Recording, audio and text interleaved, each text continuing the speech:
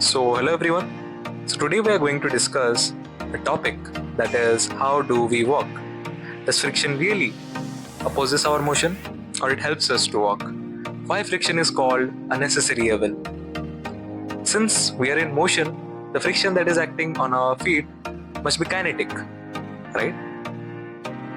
And what is the direction in which friction acts? If we are walking forward, the direction of friction backward. And as a result, we say that the work done by friction is negative. Is that true?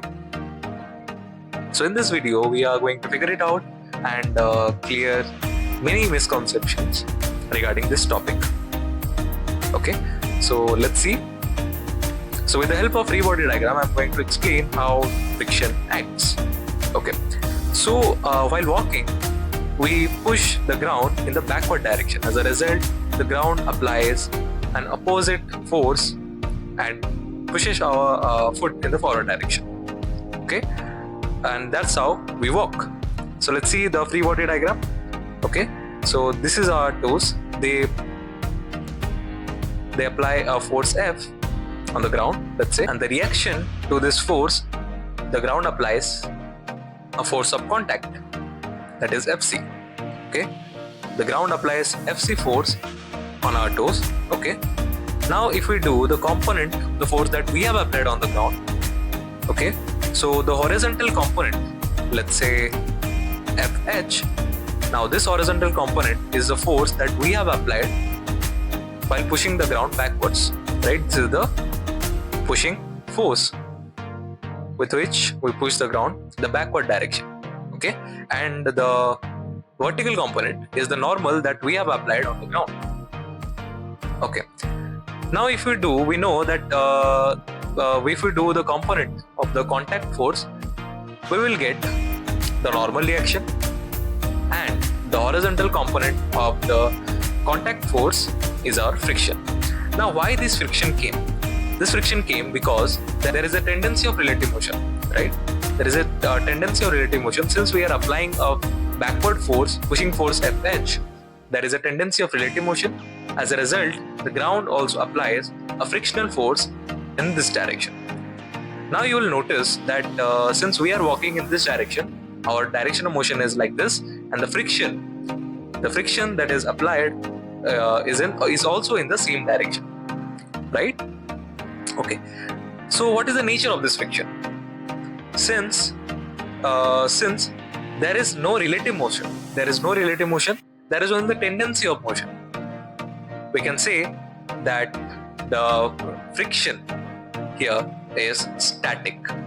It is not kinetic, it is static. Okay, it is static. And if it is static friction, the value of friction will be equals to the pushing force that we apply.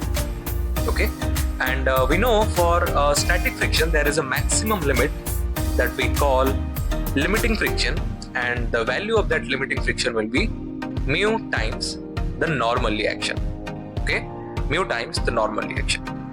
Now we can say normal that we have applied on the ground also applies the same normal as a reaction. Now what will be the value of the normal that we have applied on the ground? It will be nothing but mg. Okay, it will be nothing but mg, and the same normal ground also applies on our foot. Okay, so now we can say the limiting value of the friction is mu times mg. Now when we apply a backward pushing force Fh, if the value of this backward pushing force is greater than the limiting friction, then we will slip. Now since the value of the limiting friction depends upon the coefficient of friction, we can say for a slippery substance, the coefficient of friction is very less. As a result, the limiting friction is very less, and we find difficulty while walking. So now we have seen that when we are walking in, let's say, this direction, the motion of our foot is in this direction. Okay, the tendency of motion is in this direction, and the friction that is applied is in this direction. Now it is clearly seen that the direction of friction is the same as the direction of our motion.